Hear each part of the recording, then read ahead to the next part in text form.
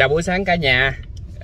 Hôm nay Khanh đang lái cái B6 của Volvo. Thì Khanh muốn chia sẻ với nhà mình một tí về cái động cơ B6, cũng giống như động cơ B5. Thì sẽ có hai động cơ bắt đầu từ chữ B, B6 và B5. Thì B6 hiện tại sẽ được trang bị trên các xe Volvo XC60, phiên bản R-Design cũng giống như phiên bản Inscription. Còn cái động cơ B5 thì sẽ có trên cái S60. Đây là những cái mã động cơ mới. Thì những mã động cơ mới này nó sẽ có đi kèm với lại cái bộ pin 48V. Và nó sẽ khác nhau về mã lực thôi. Động cơ B5 thì nó khoảng 250 mã lực, còn động cơ B6 thì nó 300 mã. Thì đối với động cơ B có bắt đầu từ chữ B thì nó sẽ có công suất nhỏ hơn cái động cơ chữ T, nhưng đổi lại khi mà quý anh chị chạy nó sẽ mượt hơn rất là nhiều. Nó sẽ hướng đến một cái người dùng gọi là tự động hoàn toàn. Các chiếc xe của mình sẽ vận hành mượt hơn, trơn tru hơn và bốc hơn. Nó không có cãi lùi đâu ạ. Nhưng mà một cái mà Khanh muốn chia sẻ với nhà mình đó là vấn đề tắt máy của động cơ ở cái chế độ là dừng động cơ nè. Đó. Tại sao mà Khanh muốn chia sẻ như vậy? Tại vì một số khách hàng là bị cái trường hợp khi đậu xe rồi mình tắt máy, mình đi ra ngoài thì cái xe nó tắt máy, thì người ngồi trên xe sẽ gây ra khó chịu. Thì nguyên nhân tại sao mà đi ra ngoài mà xe nó lại bị tắt máy thì Khanh xin phép giải thích cho nhà mình là ở châu Âu á, thì họ hướng đến cái việc mà tiết kiệm nhiên liệu, tiết kiệm môi trường, bảo vệ môi trường, cũng giống như là hướng đến cái góc độ an toàn. Thì nổ máy nếu không có người tài xế chủ động trên xe thì thực chất nó cũng có một số nguy cơ gì đó về cái việc mà mất an toàn. Chính vì vậy họ gần như hạn chế tối đa cái việc là mất an toàn. Đó. Cho dù đó là tỷ lệ nó cực kỳ nhỏ, đó là quan điểm của Volvo, nhưng phong cách và thói quen sử dụng của người Việt Nam mình thì cái này là lại không thích. Đó. Chính vì vậy thì Khanh trong video này Khanh muốn chia sẻ cho nhà mình một cái cách mà để cho mình không bị tắt máy khi đi xuống xe ở động cơ có bắt đầu từ chữ B, đó là B6 và B5. Thì đối với các xe này, khi mà mình chạy có auto hold, có auto hold hay là không có auto hold gì thì nó cũng hoạt động một nguyên tắc giống nhau. Nhưng mà góc độ của Khanh khuyên nhà mình khi mà lái thì nên xài auto hold. Xài auto hold để khi mà mình đi đèn đỏ nè, rồi mình đi xe của nó đường nó hơi kẹt một tí, nhưng mà nó không phải là quá kẹt để mình nhấp nhả, thì nó vẫn còn có đủ thời gian để mình có thể rảnh cái chân, mình không bị mỏi chân, mình không bị kênh cái chân, cũng giống như không phải giữ phanh. Và nhất là không phải về P. Về P là một cái thói quen rất là không hay khi mà đang chạy xe.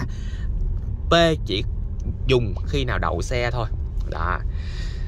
Rồi, bây giờ Khanh đang di chuyển và tốc độ nó chậm, thì lát nữa Khanh sẽ diễn tả lại cái trường hợp mà cái người dùng, quý anh chị dùng bị đi ra ngoài và tắt máy nha.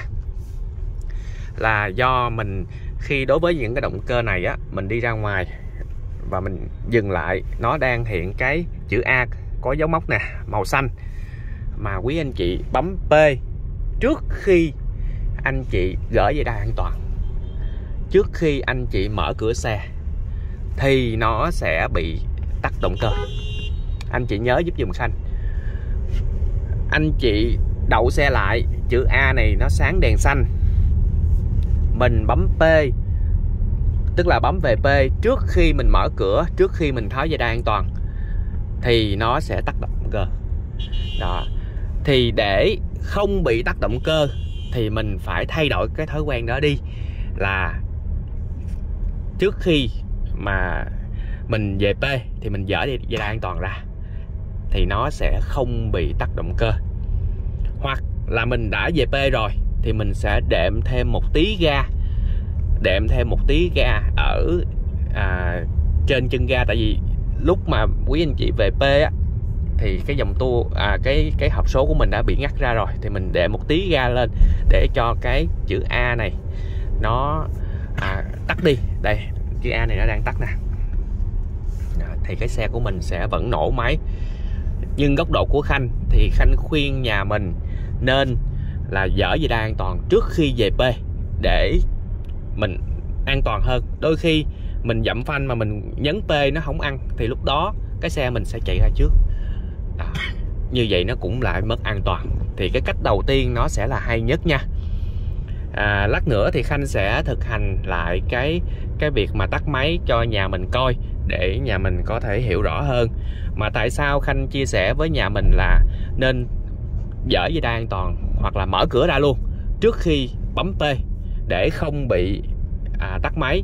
Bởi vì đối với các hộp số điện tử, đây, hộp số có cần số điện tử kiểu này, Khanh không nói là cần số cơ nha. Cần số cơ là không áp dụng được nguyên tắc này. Và cần số cơ thì nó cũng không có tắt máy đâu. Rồi đối với cần số điện tử thì nó có một cái nguyên tắc an toàn của cần số điện tử, đó là khi quý anh chị mở cửa ra tự động nó trả về P luôn. Quý anh chị không cần phải về P. Và khi mà mình dỡ dây đai an toàn ra thì nó cũng tự động kéo phanh tay điện tử luôn. Đó là một cái rất là hay và rất là hữu dụng của hệ thống hộp số điện tử, mà giúp cho mình an toàn hơn, tránh được những cái rủi ro. Thì mình nên tận dụng. Thì khi mà mình tận dụng như vậy thì quý anh chị chạy xe mình sẽ không bị tắt máy. Mình sẽ thay đổi thói quen. Một cái thói quen nó rất là tiện hơn và giúp cho mình lái xe sẽ không bị khó chịu. Bây giờ Khanh tấp vô một tí để Khanh cho nhà mình coi là cái chữ A khi Khanh đậu lại là nó sẽ sáng đèn lên. Đây. Đó. Bây giờ nè nhá, Khanh bấm chữ P trước, bấm chữ P, về P. Rồi, Khanh dỡ dây đai an toàn ra, mở cửa ra thì xe sẽ tắt máy. Quý anh chị thấy không ạ? Để tránh trường hợp này thì giống như Khanh nói với nhà mình đây, mình phải đề máy lại. Để tránh trường hợp tắt máy thì khi mà mình đậu lại, rồi chữ A này sáng đèn, dỡ dây đai an toàn ra, tự động nó mất. Đó, anh chị thấy không ạ?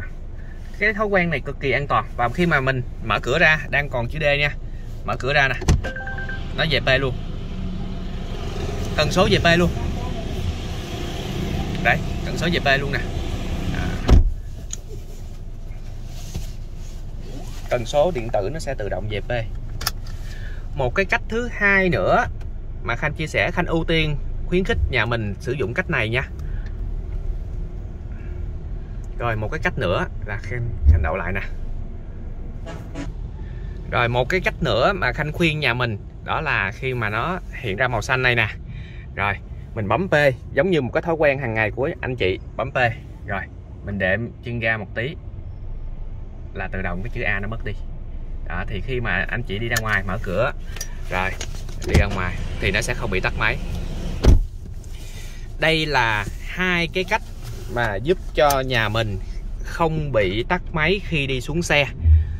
Và Khanh khuyến khích mình sử dụng cách đầu tiên để an toàn nhất và không bị quên trong trường hợp là mình bấm chữ P nó chưa tới. Có nghĩa là bấm chưa tới, nó không đủ độ để mình gọi là chuyển về P á. Mình bấm nhiều khi mình bấm hơi hời hợt, nè. Đó, bấm chưa ăn. Đó, như vậy nó sẽ mất an toàn, lúc đó nó còn số mà.